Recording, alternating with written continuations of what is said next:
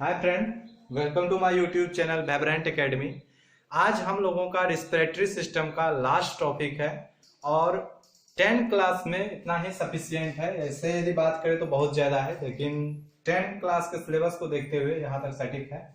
तो आज हम लोग सबसे लास्ट टॉपिक सेलुलर रिस्पिरेशन का जिक्र कर रहे हैं कि सेल में किस तरह के रिस्पिरेशन होते हैं। तो सेलुलर रिस्पिरेशन को यदि हम समझे तो सेलुलर रिस्पिरेशन को हम लोगों ने दो पार्ट में डिवाइड किया था कि जिस समय फूड में ऑक्सीडेशन होता था उस समय सेलुलर रिस्पिरेशन को हम लोगों ने दो पार्ट में डिवाइड किया था। पहला था एरोबिक, दूसरा था एनएरोबिक। तो एरोबिक और एनएरोबिक में क्या डिफरेंसेस है वो भी अभी क्लियर होगा। तो सबसे पहले हम एरोबिक को समझते हैं। एरोबिक इसको बोला जाएगा जिसमें कि ग्लूकोज का फॉर्मूला होता है C6H12O6 और ऑक्सीजन दोनों प्रेजेंट रहेंगे, तब ये क्या बनाते हैं तो कार्बन डाइऑक्साइड, वाटर और सबसे ज्यादा एनर्जी देता है 28-30, याद रखेंगे 28-30 किलो जूल या कैलोरी जूल बोल सकते हैं। तो ये एनर्जी देता है, तो ये कैलोरी में ही पढ़ेंगे, कैलोरी जूल एनर्जी देगा। तो हम लोग एरोबिक की बात कर रहे हैं। एरोबिक रिस्पिरेशन में ग्लूकोज और ऑक्सीजन दोनों प्रेजेंट रहना कंपलसरी है। तो जब इसमें ऑक्सीजन प्रेजेंट है इसीलिए तो इसे एरोबिक बोलेंगे, और जिसमें ऑक्सीजन प्रेजेंट नहीं है उनको हम लोग एनएरोबिक पढ़ेंगे। तो अनएरोबिक की बात करें तो इसको हम इस तरह से समझ सकते हैं कि इसमें ऑक्सीजन प्रेजेंट नहीं है तो ये आपको क्या देंगे तो लैक्टिक एसिड देंगे। और सेकेंड शुगर फर्मेंटेशन बोल सकते हैं। फर्मेंटेशन की यदि बात करें तो शुगर फर्मेंटेशन को बोलेंगे कि शुगर जो रहता है, मतलब बोल सकते हैं कि ग्लूकोज, तो शुगर को ये क्या करते हैं, ये शरीर में सड़ जाता है। सड़ने के कारण क्या होते हैं, ये खट्टा हो जाते हैं। जनरली जो शराब बनाते हैं वो भी फर्मेंटेशन की प्रोसेस को अपनाते हैं कि जितना शराब पुराना होता है उसमें उतना ज्यादा नशा होता है। तो फर्मेंटेशन में क्या करते हैं तो जनरली शुगर को सराने का वर्क करते हैं और सरा के इसको खट्टा करते हैं। खट्टा करने के कारण यहाँ हम लोग पढ़ेंगे इथेनॉल। तो इथेनॉल क्या है, अल्कोहल है, जिसे कि हम बोल सकते हैं इथाइल अल्कोहल बनाते हैं। तो ये प्रोसेस को हम लोग आगे समझेंगे। तो जनरली आपको यहाँ से ये सवाल क्रिएट होता है कि जो एरोबिक रिस्पिरेशन है उसमें ऑक्सीजन प्रेजेंट रहेगा, एनएरोबिक रिस्पिरेशन में ऑक्सीजन एब्सेंट रहेगा। सेकेंड, एरोबिक रिस्पिरेशन में आपको ये कार्बन डाइऑक्साइड, वाटर और सबसे ज्यादा एनर्जी देगा, लेकिन एनएरोबिक रिस्पिरेशन की बात करें तो ये लैक्टिक एसिड और शुगर फर्मेंटेशन करता है। नेक्स्ट यदि बात करें तो यहाँ हम लोग सेलुलर रिस्पिरेशन में एक चीज और पढ़ेंगे। सेलुलर रिस्पिरेशन में जो होते हैं ग्लूकोज को तोड़ते हैं ये, तो breakdown of glucose by various pathway. तो किस पाथवे, किस तरह से ग्लूकोज टूट रहे हैं उनको हम लोग समझेंगे। सबसे पहले बात करें तो ग्लूकोज का फॉर्मूला C6H12O6 है और इसमें कितने कार्बन प्रेजेंट है तो कार्बन 6 प्रेजेंट है। तो यही शुगर को बनाते हैं, शुगर में 6 कार्बन प्रेजेंट है। और ये कहाँ रिस्पिरेशन हो रहे हैं तो इस तरह के रिस्पिरेशन साइटोप्लाज्म यहाँ भी लिखे हैं, साइटोप्लाज्म यहाँ भी लिखे हैं। तो साइटोप्लाज्म जहां प्रेजेंट है जिसे कि प्लाज्मा बोलेंगे, साइटोप्लाज्म। तो साइटोप्लाज्म में हर हर रिस्पिरेशन चाहे वो एरोबिक रहे या एनएरोबिक रहे, दोनों में क्या होंगे तो यहाँ हम बोल सकते हैं कि ये आपको पेरोबिक एसिड बनाएंगे, पेरोबिक एसिड और एनर्जी देंगे।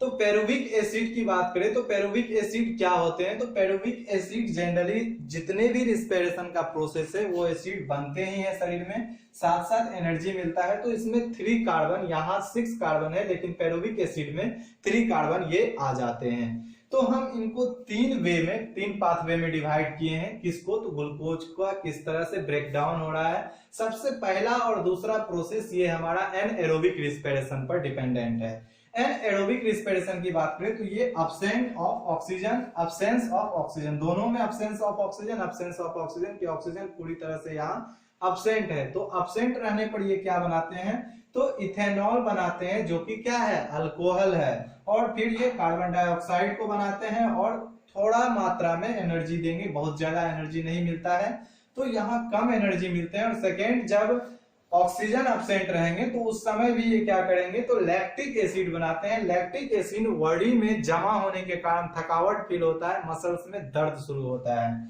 तो लैक्टिक एसिड ऑक्सीजन के एब्सेंट के कारण ये बनाएंगे और भी ये कुछ एनर्जी देंगे, बहुत ज्यादा एनर्जी नहीं देते हैं। तो ऐसा प्रोसेस लैक्टिक एसिड कहाँ बनेगा, तो ये मसल्स में बनता है। नेक्स्ट सबसे लास्ट हम बात करें तो इस तरह से हम बात कर सकते हैं जिसमें कि हम पढ़ेंगे कि प्रेजेंट है प्रेजेंस ऑफ ऑक्सीजन। तो ये यही फार्मूला आप याद रखिए कि जैसे हम लोग फोटोसिंथेसिस का फार्मूला याद किए थे उसी तरह रिस्पिरेशन में एरोबिक का हम लोग फार्मूला याद कर लेंगे कि ग्लूकोज और ऑक्सीजन दोनों प्रेजेंट रहेंगे तो क्या देते हैं, कार्बन डाइऑक्साइड देते हैं, वाटर देते हैं और एनर्जी देते हैं कितना 13 किलो जूल एनर्जी देते हैं। किसमें, तो ये प्रोसेस होता है माइटोकॉन्ड्रिया में।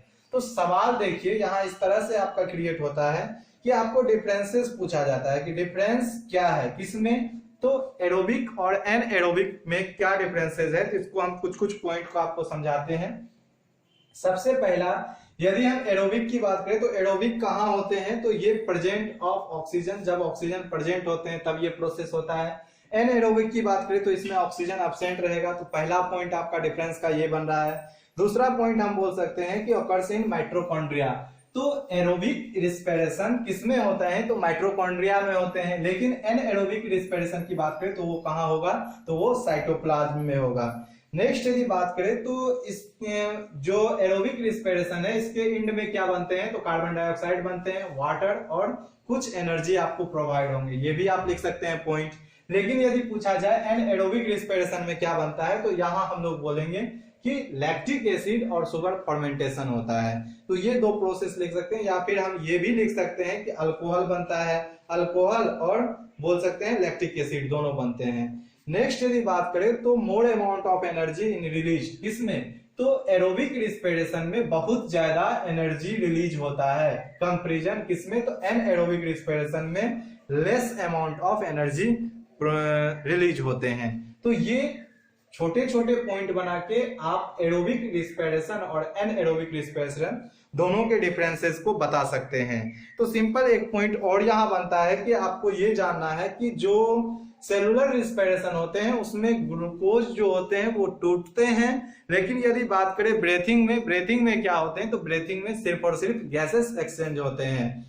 तो ये दो प्रोसेस था और सिंपल छोटा छोटा एक पॉइंट और बनता है। तो एक पॉइंट हम इस तरह से समझेंगे कि एक पॉइंट हमारा ये है 1 मिनट, हाँ, कि रेस्पिरेशन को यदि हम समझे तो प्लांट में किस तरह के रेस्पिरेशन होते हैं। तो प्लांट में हम लोगों ने पढ़ा है कि स्टोमाटा में डिफ्यूजन ऑस्मोसिस दोनों प्रोसेस होते हैं, उसमें भी गैसेस एक्सचेंज ही होते हैं। तो वो कहाँ होते हैं, तो वो स्टोमाटा में होते हैं, जनरली रूट में भी होते हैं। तो रूट, स्टोमाटा और लीफ तीनों आपको प्लांट में पार्टिसिपेट करेंगे। फोटोसिंथेसिस का जो वर्क हम लोगों ने पढ़ा है तो वही प्लांट का रेस्पिरेशन है, सॉरी वो तो फूड बनाने का प्रोसेस है।